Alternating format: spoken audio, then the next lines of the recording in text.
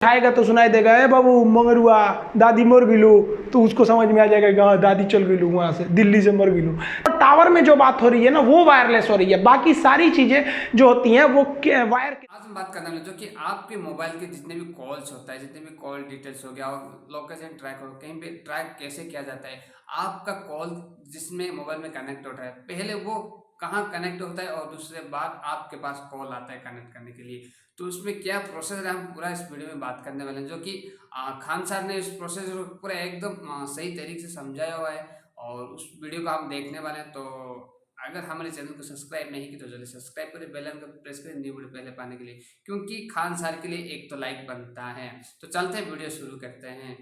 अभी वर्तमान समय में टेलीफोन का जमाना लगभग खत्म होने वाला है। अब जमाना आ गया मोबाइल का। अब ये मोबाइल में भी एक्सचेंज ऑफिस होते हैं, लेकिन उसका तो अभी थोड़ा मॉडर्न टेक्नोलॉजी हो गया है। जब आप मोबाइल खरीदने जाते हैं तो आपको सिम कार्ड लेना रहता है। मोबाइल तभी काम करेगा कॉल के लिए जब आपके पास सिम हो। सिम के लिए आपको एक डॉक्यूमेंट देने पड़ते हैं, आप कोई भी डॉक्यूमेंट दे सकते हैं। आप जब इस सिम को मोबाइल में लगाते हैं, आप कॉल करते हैं, तो आपके मोबाइल में एक लगा रहता है माइक्रोफोन, जो आपकी आवाज़ को सिग्नल में बदल के एंटीना से भेज देता है। लेकिन इस एंटीना की क्षमता इतनी नहीं रहती है कि आप दिल्ली से मुंबई फोन लगाइएगा तो डायरेक्ट दिल्ली से मुंबई आपका मोबाइल छोड़ सके, उतना उसकी क्षमता ही नहीं है। और ना ही इतनी क्षमता किसी टावर की रहती है, और इम्पॉसिबल ही है, क्योंकि पृथ्वी ऐसे गोल है और आप ऐसे तरंग को सीधा छोड़िएगा तो उधर ही गायब हो जाएगा। तो एक तो पृथ्वी गोल है, इसके बीच में बहुत सारे रुकावटें हैं, पेड़ है, बिल्डिंग है, तो डायरेक्ट वायरलेस तो कभी कम्युनिकेशन हो ही नहीं पाएगा। यहाँ पर देखिए, जैसे हम कॉल करेंगे तो हमारा मोबाइल का जो एंटीना होता है वो टावर को मैसेज कर देगा। ये टावर जो होता है वायर के थ्रू, नीचे इसमें वायर गया रहता है, ऑप्टिकल फाइबर के थ्रू ये मैसेज भेजता है अपने नियरेस्ट एक्सचेंज ऑफिस। तो जो मोबाइल का एक्सचेंज ऑफिस होता है उसे हम कहते हैं मोबाइल स्विचिंग सेंटर। अब ये मोबाइल स्विचिंग सेंटर क्या होता है कि जब आप मोबाइल सिम खरीद रहे होते हैं ना, तो आपका जो डॉक्यूमेंट होता है, आपका मोबाइल नंबर में कौन सा डॉक्यूमेंट रजिस्टर्ड है, इसको ये यहीं ले आकर सेव किया रहता है। तो जैसे आप फोन करते हैं तो ये पता चल जाता है कौन आदमी फोन कर रहा है, और आप जिस नंबर को फोन कर रहे हैं वो नंबर भी तो जब सिम खरीदा होगा तो डॉक्यूमेंट दिया होगा, तो वो इस सब सारा डाटा इसके पास रहता है। इसको पता चल जाता है कि वो आदमी कहाँ है, पता चला वो दिल्ली में है। तो जैसे आप फोन किया, आपका टावर मोबाइल स्विचिंग सेंटर को भेज दिया। अब इस स्विचिंग सेंटर को पता है कि जिस नंबर पे आप कॉल किए हैं वो दिल्ली में है, तो ये क्या करेगा, दिल्ली के टावर को नहीं भेजेगा, दिल्ली के स्विचिंग सेंटर को भेज देगा। अब ये दिल्ली के स्विचिंग सेंटर को भेज दिया, जिसे हम लोग शॉर्टकट में MSC कहते हैं, मोबाइल स्विचिंग सेंटर। अब ये स्विचिंग सेंटर के पास आ गया। अब ये स्विचिंग सेंटर को पता है कि ये जो बंदा का मोबाइल है वो किस टावर के रेंज में है, तो अब ये उस मुंबई या दिल्ली जहां भी कॉल लगाए हैं वहां जो टावर का रेंज है ये वहां भेज देगा टावर को।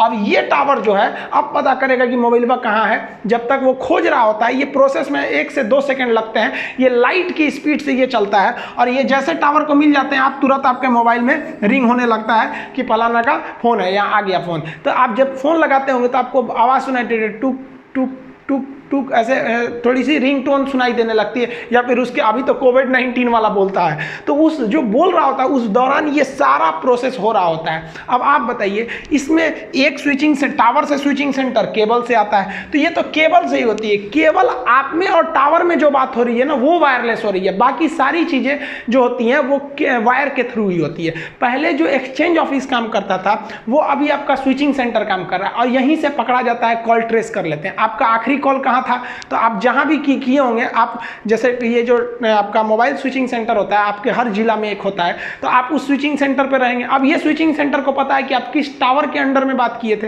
अब पुलिस को ट्रेस करना रहता है तो बस वही स्विचिंग सेंटर को पता करती है किस स्विचिंग सेंटर के अंडर में है, वहां पता करता है कि पता करिए तो किस टावर में है, कितने डायरेक्शन में है, और आपका लोकेशन पता कर लिया जाता है। टावर में जो होते हैं ना, टावर में 2 तरह के एंटीना का प्रयोग किया जाता है। एक देखेंगे ये चपटा वाला एंटीना होता है। ये चपटा वाला जो एंटीना होता है यही मेन एंटीना होता है, चपटा वाला। इसे हम लोग कहते हैं GSM एंटीना। यही कॉल को रिसीव करता है और यही कॉल को छोड़ता है। GSM एंटीना आपका इसी से मतलब होता है। लेकिन आप इसमें गोल गोल भी देखे होंगे, ये गोल जो थरिया के टाइप का लगाया है ना, इसे हम लोग कहते हैं माइक्रोवेव एंटीना। ये क्या काम करता है, ये एक टावर से दूसरे टावर में बात करता है। जैसे मान लिया कि हमने किसी को फोन किया, यहाँ से पटना में फोन किया, जैसे हम किसी को पटना से फोन किए, मेरा मोबाइल ये एंटीना हमारे नियरेस्ट टावर को भेजेगा, और टावर का GSM एंटीना उसको लेगा और अपने ज़मीन के नीचे भेज देगा ऑप्टिकल फाइबर के थ्रू मोबाइल स्विचिंग सेंटर पे। अब मोबाइल स्विचिंग सेंटर को पता है कि इसको पटना में कॉल किए हुए हैं हम, मुसल्लापुर हाट में पटना में, तो ये मोबाइल स्विचिंग सेंटर पटना के स्विचिंग सेंटर को भेज देगा और जो आदमी था उसके मोबाइल को भेज देगा कि भैया ये टावर वाला खोजो, तो ये किसको खान सर फोन किए, वो आदमी कहाँ है, तो ये कहेगा ये टावर वागिले ससुरा, वो आदमिया तो मुसल्लापुर हाट में रहता था, पटना में रहता था, अभी वो पता नहीं कहाँ गया है, हाजीपुर चल गया है, तो ये कहेगा कि हमारे रेंज में नहीं है, जबकि इसी पे रजिस्टर्ड था इसी टावर में। तब इसमें देखेंगे तो इसमें काम आता है ये गोल वाला छतरिया माइक्रोवेव। अब ये क्या करेगा, पटना से उसको भेज देगा कि कहाँ पे है, खोजेगा उसको कहाँ पे है, तो पता चला हाजीपुर में है, तो वहाँ के टावर को भेज देगा। तो जब कभी आप रेंज के बाहर रहते हैं तो आपका टावर उस रेंज के टावर को कैसे मैसेज करेगा, तो ये गोल का जो धोदड़ है ना, इसी को कहते हैं माइक्रोवेव एंटीना। ये टावर टू टावर में बात करने का काम करता है जब आप अपने रेंज के बाहर रहते हैं। जैसे आपका होम रेंज होगा कोई कि आप किस रेंज में है और दूसरे में चले गए तो दूसरा टावर आपको सर्विस देता है। पहले क्या था, देखिए अभी इसमें लगता होगा कि एक ही कंपनी का टावर, कोई एक कंपनी टावर लगा दी, बाकी सब भी उसी से आके जुड़ जाते हैं कि भाई हमसे भी शेयर ले लो, क्योंकि भाई ऊंचाई पे ही तो रखना है इन सबको। तो ये दोनों में आप अंतर समझ में आ गया। ये जो होता है ना, ये दूसरे एरिया में आपके कॉल, अगर आप दूर चले गए हैं तो ये दूसरे एरिया के टावर को भेजता है एक शहर से दूसरे शहर के लिए। अब इस टावर को देखेंगे तो ये टावर जो होता है, जैसे आप यहाँ किए तो यहाँ आपका आवाज आता है, ये जो आता है आपका GSM एंटीना पे आता है, और उसके नीचे जो होता है GSM एंटीना से इतना बड़े बड़े तार गए रहते हैं, आप देखे होंगे इस तरह से तार गए रहते हैं अंडरग्राउंड। ये तार जो होते हैं ना ऑप्टिकल फाइबर के तार रहते हैं, सब अंडरग्राउंड आके आपके मोबाइल स्विचिंग सेंटर पे जुड़े रहते हैं सब। तो आप केवल यहाँ से यहाँ के बीच में वायरलेस है, इसके बाद कहीं वायरलेस नहीं है। पूरी दुनिया में वायर फैला हुआ है, चाहे वो जमीन के अंदर हो चाहे वो समुद्र के अंदर हो। तो जमीन के अंदर तो समझ में आता है, समुद्र के अंदर हम आपको पिछले वीडियो में बताए थे कि चेन्नई से अंडमान निकोबार तक ऑप्टिकल फाइबर को बिछाया गया है। उसमें भी हम इसमें भी थोड़ा सा समझा देंगे ऑप्टिकल फाइबर के बारे में। आप पूरी दुनिया में देखिएगा, जमीन के अंदर तो है ही है, उसमें कोई दिक्कत ही नहीं है, लेकिन समुद्र के अंदर भी केबल गया हुआ है। अब मान लीजिए यहाँ से अमेरिका से, ये वाला कनाडा से किसी को यूरोप में फोन करना है, तो ये मोबाइल से फोन करेगा टावर को, टावर देगा स्विचिंग सेंटर को, और स्विचिंग सेंटर कहेगा जा इसको तो लंदन में भेजना है, बीच में समुंदर है, तो ये ऑप्टिकल फाइबर के थ्रू भेज देगा समुंदर के नीचे नीचे। ऐसे डायरेक्ट वायरलेस तो बातें नहीं हो पाता है, बहुत मुश्किल हो जाएगा, फिर सैटेलाइट फोन का यूज करना पड़ेगा, आगे समझा देंगे। तो पूरी दुनिया में जितना ज़्यादा ट्रैफिक रहेगा उतना आपको केबल बिछाना पड़ेगा। केबल बिछाना जरूरी है, पूरी दुनिया में बहुत सारे केबल हैं। आप देखेंगे पूरी, ये तो जमीन वाला केबल तो दिखाने की जरूरत नहीं है, वो तो जमीन के नीचे नीचे आराम से बिछा सकते हैं, लेकिन पूरी दुनिया में देखेंगे तो इस समुद्र के बीच में बहुत सारे केबल बिछाए गए हैं। भारत ने भी जो बिछाया था चेन्नई से अंडमान निकोबार के बीच में, अब उसको आगे बढ़ाने के लिए एक और केबल बिछाया जा रहा है, मिस्ट केबल, उसका नाम है मिस्ट। ये कहां से चालू हो जाएगा, तो देखिए ये इंडिया से जाएगा, ये इंडिया से म्यांमार को ले लेगा, इंडिया म्यांमार और मलेशिया और सिंगापुर को ले लेगा। तो देखिए एम से बेसिकली मलेशिया और म्यांमार आ जाएंगे, आई से इंडिया, एस से सिंगापुर, आगे जाके थाईलैंड भी से जुड़ेगा। तो ये मिस्ट केबल है। हम लोग को हर हाल में सिंगापुर तक पहुंचना है। सिंगापुर एक बहुत बड़ा जंक्शन एरिया है, जैसे जंक्शन उसे कहते हैं जहां से कई रूट मिल जाते हैं। जैसे आपको दिल्ली रेलवे स्टेशन एक बहुत बड़ा जंक्शन है, इंडिया की हर तरफ की गाड़ी मिलेंगी, सब मुगल सराय है, अब पता चला कोई छोटा मोटा स्टेशन है वहां से आप और जगह नहीं जा सकते हैं। तो इंडिया अगर सिंगापुर पहुंच गया ना, तो सिंगापुर पहुंचने से तो एक फायदा होगा कि सिंगापुर और ये आसियान देशों से हमारा व्यापार अच्छा है, कनेक्टिविटी अच्छी हो जाएगी। लेकिन अगर हम यहाँ पहुंच गए तो इसके बाद हम पूरी दुनिया में आराम से पहुंच सकते हैं, क्योंकि दुनिया के जितने भी केबल है वो सिंगापुर तक आए हुए हैं। आप अगर देखेंगे ये रहा आपका सिंगापुर, सिंगापुर से यहाँ एक बहुत बड़ा केबल गया हुआ है जापान तक में, ये वाला केबल गया, इसे कहते हैं एशिया सबमरीन केबल एक्सप्रेस। तो इसे हम शॉर्टकट में एक्सप्रेस केबल के नाम से जानते हैं। ये वाला केबल गया है। तो अगर हम लोग ये देखिए, ये हमारा अरुणाचल प्रदेश है, यहीं पे नीचे है, यहाँ हम सिंगापुर आ गए, तो यहाँ से तो आगे हम अपने केबल को आराम से भेज सकते हैं। यहाँ पर आपको कई रूट मिलेंगे, जैसे ये देखिए, ये हमारे नीचे ये श्रीलंका दिख रहा है। अगर हम सिंगापुर आ गए तो यहाँ कई कलर दिखेंगे। यहाँ जो आपको ब्लू कलर से दिख रहा है वो ब्लू कलर आ रहा है एशिया पैसिफिक गेटवे, तो इसे शॉर्टकट में केवल गेटवे बोलिए। तो ब्लू कलर वाला जो गेटवे है ये हमको यहाँ पर आसियान देश, चाइना और उत्तरी कोरिया से आराम से कनेक्टिविटी दे देगा। सिंगापुर से ही एक और ग्रीन वाली जो लाइन जा रही है वो जापान तक जा रही है, उस ग्रीन वाले लाइन को कहते हैं एशिया सबमरीन केबल एक्सप्रेस। तो अभी जो पहले बताया था, तो ये वाला जो है वो एक्सप्रेस है, तो यहाँ से हम जापान तक जा सकते हैं। और अगर सिंगापुर आ गए तो इस ग्रीन वाले के थ्रू हम आ जाएंगे फिलीपीन, और फिलीपीन से सीधे पकड़ लेंगे रेड वाला लाइन, और ये रेड वाला लाइन बहुत ही लंबा केबल रूट है जो सीधे जाता है आपका अमेरिका तक, इसे कहते हैं जुपिटर लाइन, इसको भी पकड़ सकते हैं। और नहीं तो यहीं से हम पकड़ के ग्रीन वाला से हम जा सकते हैं जापान, और जापान से ये येलो वाला पकड़ लेंगे, तो येलो वाले का जो लाइन होता है उसको कहते हैं क्रॉसिंग लाइन। तो इस तरह से अगर हम सिंगापुर पहुंच गए तो यहाँ से हमें बहुत बड़ा रूट मिल जाएगा। तो हम लोग जो अभी मिस्ड केबल लाइन बिछा रहे हैं ये हमारे लिए आगे जाके बहुत ही हेल्पफुल होगा। मोबाइल की जो जनरेशन होता है, जनरेशन का मतलब उसमें जो सुधार होता है उसे को ही हम जी कहते हैं। जी मतलब जनरेशन। अब ये 1G 2G 3G 4G ये सब जो थे सर, ये जनरेशन थे। ये कब आए थे सब, यहाँ पे आप देखेंगे 1G आया था 82 में आया था, ये 1992 में आया था 2G, 2001 में आ गया था आपका 3G, और 2012 में ही आपका 4G आ गया था, लेकिन हम लोग को नहीं मिला था, हम लोग को बाद में मिलना चालू हुआ है। दुनिया यूज कर रही है 5G, अभी हम लोग इंडिया में अभी 5G यूज के लिए नहीं है, अभी ट्रायल चल रहा है, इसको 1 से 2 साल में ये पब्लिक के लिए दे दिया जाएगा। अब इसमें मेन अंतर क्या होते हैं समझिए ध्यान से। 1G जो मोबाइल था उसकी स्पीड बहुत कम थी, लगभग 24 KB का था। सोचिए एक इमेज अच्छा से नहीं भेज पाएंगे वहाँ पे, और इसकी मोबाइल जो थी वो उसमें एक तो एंटीना निकला रहता था बहुत बड़ा साइज का, और इसकी सबसे बड़ी खराबी क्या थी, स्पीड कम था, और इससे आप मैसेज नहीं कर सकते हैं, केवल कॉल करेंगे। अतः हम ये कह सकते हैं कि जो 1G टेक्नोलॉजी था वो डिजिटल कुछ लिख नहीं सकता था, ये केवल एनालॉग सिग्नल भेजता था और कॉल कर सकता था। इससे सुधार के हम लोग लेके आए लोग 2G को, और ये 2G 1990 के एक दशक में आया था, और इसकी स्पीड 64 KB पर सेकेंड की थी। तो स्पीड तो बढ़ ही गई, लेकिन उतना भी क्या KB में स्पीड दे रहा है, कौन सा स्पीड है। लेकिन इसकी एक और खासियत क्या हो गई कि ये वॉइस तो करता ही था, इसके साथ साथ यहाँ देखिए मैसेज का साइन है, आप इससे मैसेज भी लिख के भेज सकते थे, हाय हेलो। और याद कीजिए आप वो टाइम जब एक मैसेज करने का 1 रुपया लगा करता था, तो इससे मैसेज भी कर सकते थे। इसके बाद जब आया 3G, तो पहली 3G जो थी वो MB में स्पीड देना चालू किया, और इसका फायदा ये हुआ कि आप बात तो कर सकते हैं, मैसेज भी कर सकते हैं, साथ साथ आप इंटरनेट भी चला सकते थे, गूगल वगैरह सर्च करते थे। नोकिया वाला मोबाइल में पहले जो था टॉर्च और जलता था, उसमें नेट और थोड़े चलता था, इसमें एक गेम होता था सांपवा वाला, इसे याद होगा आप लोग को। तो यहीं से आपका नेट का काम चालू हुआ, और यहीं से यूट्यूब वगैरह देना चालू कर दिया। लेकिन इसकी खराबी क्या थी, 3G जो था उसमें यूट्यूब चलता था ना, बड़ी बफरिंग करता था, देखते होंगे एक तो गोल गोल घूमते रहता था, जिस वजह से इसमें 3.5 लाया गया, 3.7 लाया गया। तो मतलब इसी से थोड़ा थोड़ा और सुधारा गया ताकि उसमें बफरिंग कम हो सके। 3G में ये सब मोबाइल वगैरह आने लगे, सब जिसको आप मल्टीमीडिया मोबाइल कहते थे, 3G के उसमें आ गए।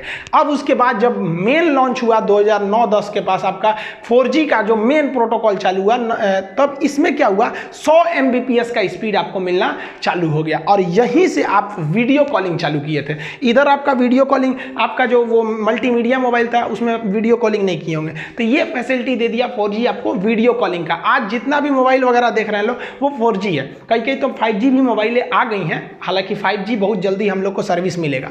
अब आने वाला है 5G इंडिया में बहुत जल्दी। इसकी खासियत क्या होगी, ये सेम 4G की तरह होगा, लेकिन उससे स्पीड ज़्यादा होगा और एडवांस ज़्यादा होगा। ये मोबाइल के साथ साथ दूसरे चीज़ को कनेक्ट कर देगा। आप अपने कार को अपने मोबाइल से कनेक्ट कर दीजिएगा ना, तो जैसे यहाँ मोबाइल में घुमाइए, उधर कार घूम रहा है, फ्रिज को कनेक्ट कर दीजिए 5G, तो फ्रिज में भी 5G टेक्नोलॉजी होना चाहिए। और दरवाजा खोलना है तो यहीं से खोल दीजिए, इन्वर्टर बंद करना है यहीं से कर दीजिए। आप पता चले आप मान लीजिए गए हैं दिल्ली, आपका घर है चेन्नई में, आप भूल गए कि जो इन्वर्टर तो बंदे नहीं किए, तो 5G टेक्नोलॉजी रहेगा ना, तो वहीं से ऑफ कर दीजिएगा तो वो ऑफ हो जाएगा। बल्ब वगैरह जला सकते हैं, बुझा सकते हैं। तो वो सब ऐसा नहीं है कि केवल मोबाइल 5G हो जाएगा, घर में आपका 5G है ये नहीं है तो नहीं होगा, उसमें भी टेक्नोलॉजी बढ़ानी पड़ेगी। तो आज के समय 5G की ओर जा रहा है, लेकिन हम लोग वर्तमान में 4G यूज कर रहे हैं, और एक काफ़ी लंबे समय तक 4G यूज करेंगे। लेकिन 4G भी अचानक से डेवलप नहीं हुआ, 4G की जितनी रिक्वायरमेंट थी उतना कोई भी कंपनी पूरी नहीं कर पा रही थी। इसीलिए गवर्नमेंट ने कहा कि देखिए आप 4G ले लीजिए, लेकिन इसमें सुधार करते रहिए, लॉन्ग टाइम तक आपको सुधार करना पड़ेगा। तो उसी को कहा गया लॉन्ग टर्म इवोल्यूशन, यानी उसमें सुधार। तो लॉन्ग टर्म इवोल्यूशन को आप LTE करते हैं। तो जब 4G टेक्नोलॉजी में धीरे धीरे सुधार की क्रिया होती है तो उसी को हम लोग कहते हैं LTE। अब ये 4G दो अलग अलग चीज का यूज कर रही थी। इंटरनेट चलाने के लिए डाटा भेज रही थी, वो ऑप्टिकल फाइबर के थ्रू भेज रही थी बहुत तेज स्पीड में। और जो वॉइस था ना बात करने के लिए, उसके लिए वो रेडियो फ्रीक्वेंसी का यूज करती थी, RF। रेडियो फ्रीक्वेंसी में डिस्टर्बेंस बड़ी ज़्यादा होता है।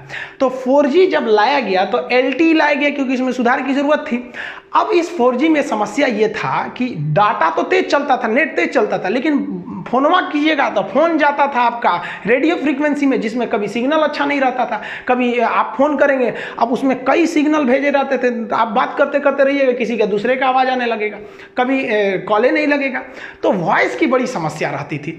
तो कंपनियों ने सोचा कि भाई आप जियो भी लिए होंगे ना शुरुआत में, तो 6 बार फ़ोन कीजिएगा तो 1 बार लगता था। शुरुआत में जब जियो आया था तो लगता ही नहीं था फ़ोन। रीज़न क्या था कि 4G का डाटा स्पीड तो ठीक था, लेकिन जो वॉइस भेजता था ना वो क्या करता था, वो रेडियो फ्रीक्वेंसी पे भेज देता था। तो रिलायंस ने क्या किया, उसने कहा कि एक काम करते हैं, हम जो डाटा भेज रहे हैं एक काम करते हैं उसी के साथ साथ हम वॉइस को भेज देते हैं, तो दोनों का स्पीड तेज हो जाएगा। तो उसने इस LTE में वॉइस भी जोड़ दिया, तो उसी को कहा गया वॉइस ओवर LTE। तो LTE का तो पहले पता है, बस उसमें वॉइस ओवर जोड़ देंगे तो वोल्टी हो गया। तो रिलायंस जब लाया था शुरुआत में जियो को तो LTE लाया था, तो बड़ी उसकी कॉलिंग की समस्या थी। तब क्या किया, 1 साल बाद उसने वोल्टी ला दिया। अब इसमें कॉलिंग समस्या नहीं, जहां से नेट जा रहा है वहीं से आपका वॉइस को भेज दे रहा है। और ये क्या करता है, वॉइस को प्रेफरेंस ज़्यादा देता है। इसलिए आप देखेंगे अगर वोल्टी मोबाइल रहेगा ना खटाक से लग जाता है, और LTE वाला रहेगा ना तो टूक टूक टूक टूक करेगा, जल्दी लगेगा नहीं। अब वोल्टी वाला फटाक से लग जाता है। और वोल्टी में अगर आप देखेंगे तो जब आप वॉइस कर रहे होते हैं तो आपका नेट थोड़ा सा उसको नेट को प्रेफरेंस कम देता है, वॉइस को प्रेफरेंस ज़्यादा देता है। तो आजकल जितनी भी मोबाइल आ गई हैं सब वोल्टी आ गई हैं। अब वोल्टी को गोली मारी, अब तो 5G आ गए हैं सब। तो 4G की शुरुआती कंडीशन LTE, उसका एडवांस वर्जन वोल्टी हो गया। देखिए अब एक सैटेलाइट फ़ोन क्या होता है, सैटेलाइट फ़ोन देखिए आपको मजबूरी है कि आपको अगर बात करना है मोबाइल से तो आपके मोबाइल की औकात इतनी है कि 2 से 3 किलोमीटर दूर वो सिग्नल भेज सकता है किसी टावर के पास, इससे ज़्यादा उसकी औकात ही नहीं है। अब आप बताइए कि अगर हम बॉर्डर एरिया में जहाँ फौजी हैं तो वहाँ अगर हम टावर लगाएंगे और उससे बात करेंगे तब तो ठीक है, कोई दिक्कत नहीं, लेकिन युद्ध के मैदान में दुश्मन सबसे पहले टावर में उड़ाएगा, और जहाँ टावर उड़ा दिया बस आपका मोबाइल गया काम से, अब झुनझुना हो गया मोबाइल। तब उसके लिए काम आता है सैटेलाइट फ़ोन। अब ये सैटेलाइट फ़ोन ससुरे इतना तगड़ा होता है सर कि खड़े खड़े मोबाइलवा से आसमान में मैसेज भेज देता है, यहाँ से सीधे सैटेलाइट को कि भैया ऐसा दिक्कत हो गई लो सीधे, और ये सैटेलाइट ना दूसरे वाले सैटेलाइट को दे देता है कि ले भाई बतियाओ कौन सी बात कर रहा है। तो फौजी देखेंगे ना सैटेलाइट फ़ोन का यूज करता है सर। अब इसके 2-3 खराबी, इसकी आवाज़ उतनी क्लियर नहीं होती है, बात थोड़ा सा लैग करते रहता है, मतलब आप लय में बोलिएगा ना तो कभी कभी कैसे देखिए कोई वीडियो देखिएगा उसको स्पीड धीमा करके तो आवाज़ में थोड़ी सी गिरावट आती है, स्पीड भी खराब रहता है। और इसमें सबसे बड़ा खराबी क्या, महंगा आता है, क्योंकि जो फैसिलिटी आपको इस टावर से मिल रहा था वही फैसिलिटी आपको इस सैटेलाइट से मिल रहा है, तो अंतर आएगा कि नहीं आएगा भाई। ये ज़मीन पे है वो आसमान में, कभी भी ये थोड़ा सा महंगा रहेगा, तो ये थोड़ा महंगा रहता है। इसकी 2 और खराबी क्या आती है, इसको ट्रेस करना थोड़ा सा मुश्किल हो जाता है, आप कहाँ से बात कर रहे हैं। लेकिन हाँ ये चीज़ इसमें एक और खराबी क्या होता है कि आपकी बतिया को कोई और भी पकड़ सकता है, वहाँ पे बीच में पकड़ लेगा। सैटेलाइट से बात किया ना तो यहीं पे हैक करके आपका बात सुन लेगा। इसलिए आप फौज वालों को देखेंगे ना तो कोड में बात करता है, अल्फा चार्ली टेंगू ये दुनिया भर का बोलते रहता है। और इसमें पहले शुरुआत में एक और समस्या थी इस सैटेलाइट फ़ोन में कि इसका जो कम्युनिकेशन का था वो हाफ डुप्लेक्स था। मतलब हाफ डुप्लेक्स का मतलब क्या है कि एक बार में इधर से जब आप बोलिएगा तो सुन नहीं सकते। मोबाइल में क्या होता है, फुल डुप्लेक्स होता है, आप बोल रहे हैं उधर से वो भी बोल रहा है, तो दोनों एक साथ भी बोल सकते हैं। लेकिन इसमें खराबी क्या होती थी कि आप अगर बोलना चाहते हैं तो इधर एक बटन दबाइए, जैसे बटन दबा दीजिएगा यहाँ पे तो इसमें आपको उधर वाला आदमी नहीं बोल सकता, अब आप बोलिएगा। तो यही समस्या आने लगी। कभी कभी दोनों आदमी एक के बार बटन दाब देता था, जैसे हमें बात बोलना है, हम क्या बोलना चाहते हैं तो ये बटन दबाएंगे, उसके बाद बोलेंगे कि भाई ऐसा ऐसा समस्या है। और अगर हमें सुनना है कि वो क्या बोला तो हमें ये बटन छोड़ना पड़ेगा। तो इसमें कन्फ्यूजन हो जाता था कि भैया पता चलता कभी दोनों दाब दिया कभी दोनों छोड़ दिया। तो इसलिए आर्मी वालों ने इसके लिए ओवर शब्द का प्रयोग करते थे सर। जैसे मान लीजिए इसको कोई मैसेज करना है तो यहाँ दबा दिया alpha two Charlie pass your message over, तो जैसे ओवर बोलेगा तो ये अपना आवाज़ छोड़ देगा कि भाई अब तुम बोलो, तो वो सुन लिया कि भाई उसका बात खत्म हो गया, अब वो दाब के बोलेगा कि पास योर मैसेज ओवर। तो ओवर मैंने हम बतिया कर लिए, आप बोलिए, कंफ्यूजन ना हो। हालांकि अब इसमें भी एडवांस आ गया, अब फोनवा रखना होता है तो ओवर एंड आउट बोलते थे सब। तो ये सैटेलाइट फ़ोन का यूज आर्मी वाले करते थे, ये जनरल आदमी के लिए ये बैन है, आप इसका इस्तेमाल नहीं कर सकते हैं। इसका प्रयोग आतंकवादी वगैरह भी देखते होंगे कि इसी से बात करते रहता है सब। आर्मी में तो इसका यूज ज़्यादा होता है। तो आई होप आप ये सब चीज़ों को अच्छे से समझ गए होंगे। आगे वीडियो में हम आपको 2G स्पेक्ट्रम क्या होता है, ये स्पेक्ट्रम कैसे पता चलते हैं, IP एड्रेस क्या होता है, 2G स्पेक्ट्रम घोटाला क्या हो गया था, इसको समझा देंगे। मिलेंगे नेक्स्ट वीडियो में, तब तक के लिए। तो दोस्तों वीडियो कैसा लगा कमेंट सेक्शन में जरूर बताना, क्योंकि खान साहब के लिए एक लाइक तो बनता है।